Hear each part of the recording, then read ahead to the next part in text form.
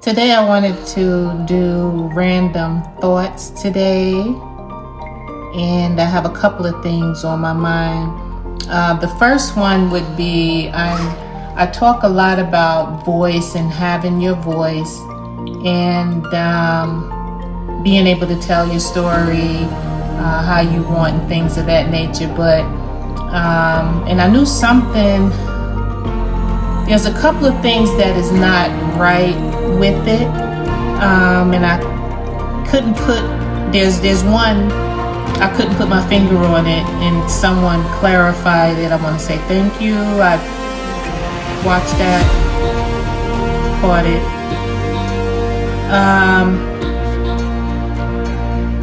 But there's a lot to that. Like, it's not just as cut and dry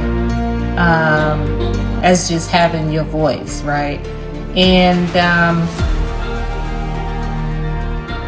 there are ways to have the voice. There are different scenarios and situations to have the voice, right?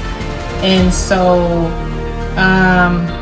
and then it's about the type of atmosphere, the type of people that you're dealing with, and whether you want to have that voice through with your vocals, or whether you want to have it in writing, black and white, to submit something, and having support with it and all those things. So the thing that was pointed out and I caught on to is that with voice, some may get it misunderstood with freedom of speech. And, just pointing out the fact that being aware that freedom of speech is not really freedom of speech when looking at certain things. For example, someone gave this example, and I want to say thank you for giving that example. It helped me, right, to look at this situation a little bit deeper and different. Is that, say for example, you're in a workplace environment and you was like, you're like, I got freedom of speech. I'm gonna say what I want. I can curse out the supervisor, the manager, the director of the hospital, whomever, and get away with it because of freedom of speech. But I don't think we want to get that mixed up with having your voice and speaking your voice. So there's various different ways of doing that. And I talk about that a lot, and I advocate for having the voice, but there are ways to do that. But today, I wanted to share something as my random thoughts that I'm sharing as I learn about something that I did, right? And it pointed out the hypocrisy in me. And so the reason I want to share it is not for the sneaky critics that, think that they can take what I say, use it against me, and play on my weaknesses. Nah. You know what I'm saying? Nah, you got the wrong one, okay, for that. But I'm sharing this. I do have children. I have grandkids. I have, and maybe it's somebody like me when I was younger. If I would have heard some things that maybe I was going through, or some things I didn't know, if I could have looked it up and saw that somebody else had went through the same thing or thought the same way or very similar ways, then, it would help me with my thoughts and thinking, and help develop the way I want to think, by listening to someone else that have thoughts similar. So this situation, I was talking to a few people, right? And, we all from different backgrounds. different places in life and different ethnic backgrounds and things of that nature, right? And so we were talking about some places it's called the final call in the hospital, the last call, final call, when, for example, a patient dies and I remember, I was giving them this example when I was working as a health tech in Baltimore, at this particular one. And it would be the tech and the nurse that would help, clean the body, get the body ready, put it in the body bag, and you have the metal table you get from the morgue, and load them up and then put the flag over it. And you can participate in the final call. And the way we would do it then we would leave the room, and then the family, and walk with the family to the morgue. And over there we had the bell, and it would go ding, ding, ding. And as you walk down the hall, people knew respect. They would stand still, they would give their salute, they would, not move or whatever if they were in the hallway, and everybody knew what was going down, blah, blah, blah, blah. And so, we was all talking about this. And then another person was like, the bell? What do you mean bell? Whatever. And then somebody else was talking, and it was like, and they mentioned the word smoke. And I was like, what are y'all talking about? And then they kept talking, and I was like, y'all talking about that bullshit. I just bursted out like, And then I drove home, and I was like, oh my goodness, like, I don't know if I should feel guilty, if I should apologize, if I should, I was just going through all these emotions in my head, right? And so when I got back, whatever, into a conversation with someone that wasn't in the group conversation, and they said, what type of people were you with? Like, are you cool with them? I was like, yeah, they mad cool. They would understand. I can explain to them that I wasn't raised that way. I don't believe in sorcery and witchcraft and all that other stuff. It just, that's why I snapped, right? I'm like totally against it. But I don't want to be like that with people if I'm someone that is advocating for people to speak up, right?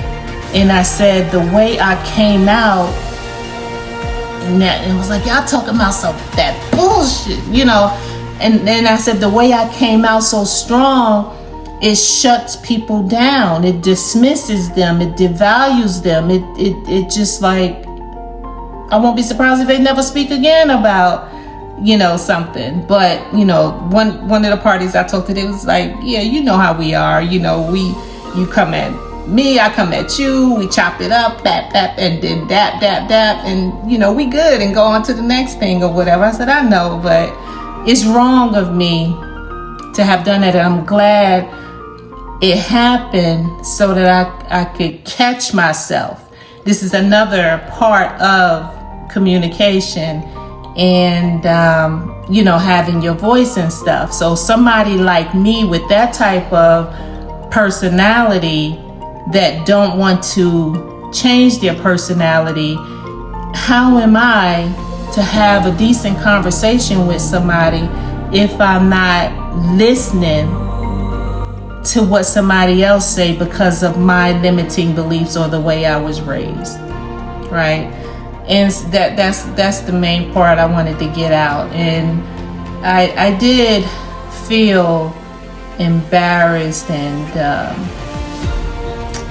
like kind of beat myself up a little bit about it, but I'm happy that I caught that within myself, and I said I need to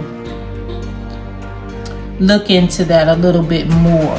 You know what I'm saying? Because we're supposed to, when we're dealing with so many people from so many different backgrounds and in so many different types of conversations and stuff, I've learned to listen, to not respond, which sometimes is difficult. Sometimes it takes practice. Sometimes if I'm so comfortable with the people,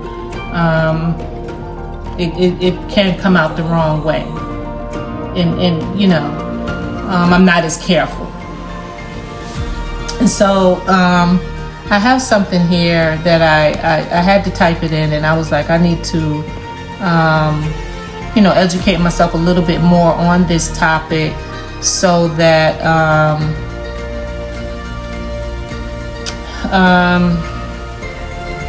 I can be aware of it going forth. You know, I don't want nobody to feel like that, and I don't ever want to do nobody like that and devalue them. But I do am learning the difference between some people. Now these people were loving people, and people that I love to chop it up with. But there are other people that I would never get into a deep conversation with. So it's called Self-Reflection After the Final Call.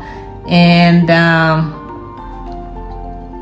after I typed in all of this, pretty much, you know, summed up what I just mentioned to you. This is what came out. It says, I want to share a moment that made me look inward, a moment born from a conversation about something many of us in healthcare know all too well, the final call. And it talks about what I just said.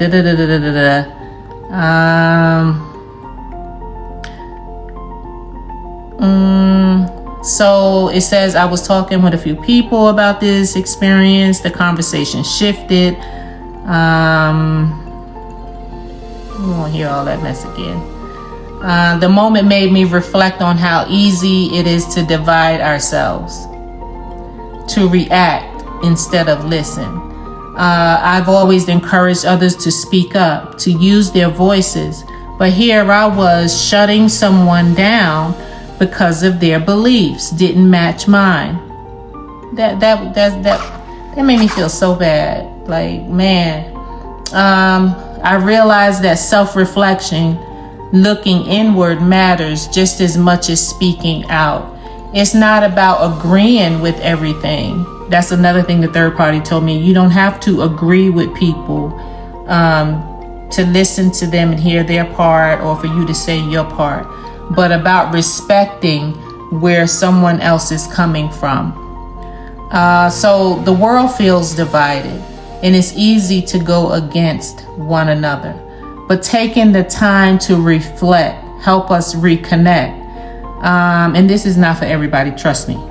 Trust me. Knowing the people that you can do this with is cool, and knowing those that you can't do this with, and just accept that they need to stay on over there to the other side somewhere, because no matter what you do or say, nah. But taking the time to reflect, help us reconnect. I went back to that person and we talked it out, open, honest, real.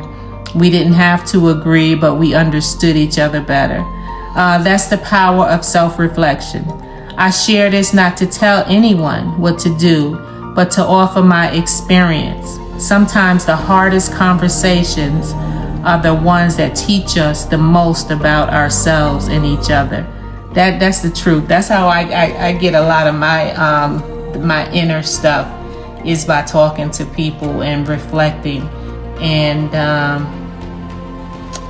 being able to look inside of myself and see how I can do things better with people that are willing to do the same thing. It's just so beautiful.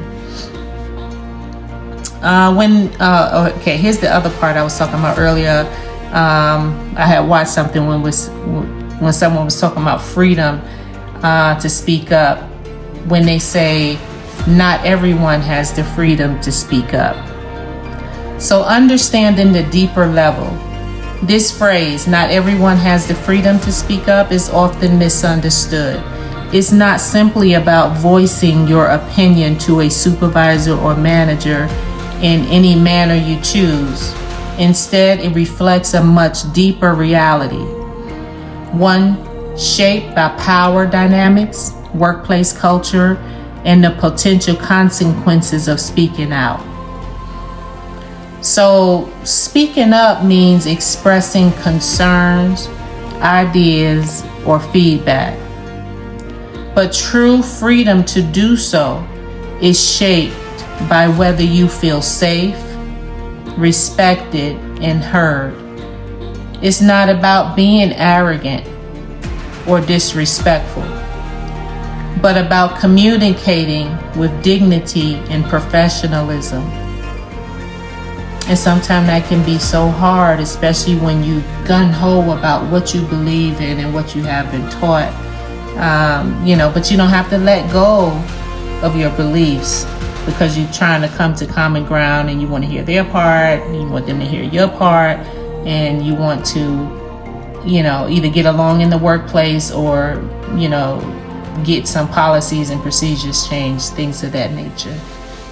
So the right time to speak up is often when you notice unfairness, unethical behavior, or have constructive feedback.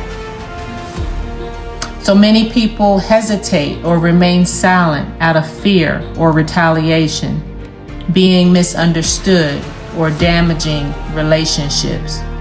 So my response when I snap like that can make people feel misunderstood, make people don't want to talk. Like, I don't want that at all. The main reason people don't feel free to speak up include fear of repercussions, powerlessness, lack of confidence, or the belief that their concerns won't be addressed. And I've had it happen to me, being on the flip side of that, and it don't feel good, So the stakes are high. Silence can allow problems to persist and escalate, while speaking up in the wrong way can harm your reputation or relationships. These dynamics play out in every workplace, but especially in environments where leadership is not open to feedback, or where there is a culture of fear or hierarchy. That is something else within itself. It's difficult, but it can be done. Speaking up effectively requires choosing the right time and place. Private, respectful settings are best for sensitive issues, but don't go private with nobody that you know is going to set you up. You go with your gut feeling. Framing your message with dignity, focus on facts and solutions instead of complaints or emotional outbursts. That always get anybody is by focus is when you have the facts,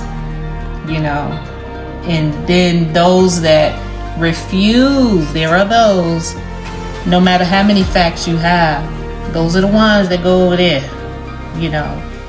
because they don't want to hear the facts. They don't care about the facts. They are committed to misunderstanding you, committed to not even listening to you. Your words will be falling on deaf ears, and you ain't got time for that. Just throw them to the side. They talk about the I statements. You hear that a lot. To express your feelings and perspectives without blaming other people.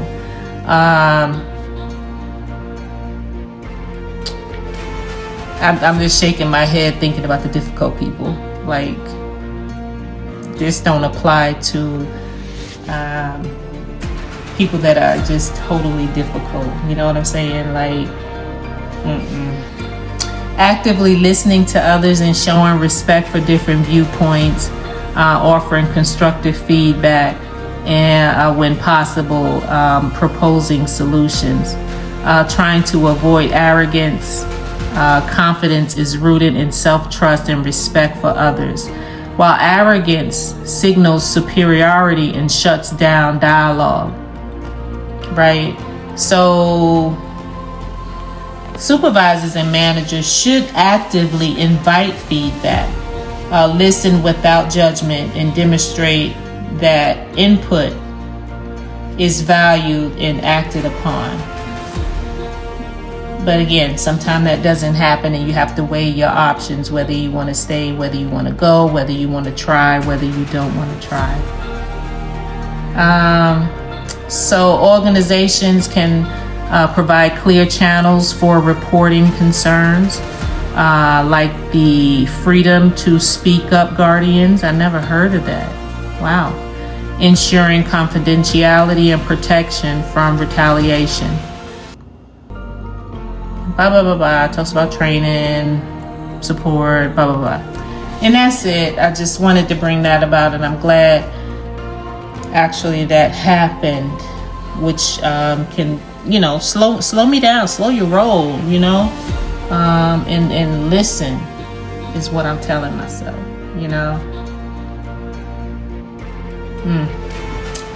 Anyway, I just wanted to share that.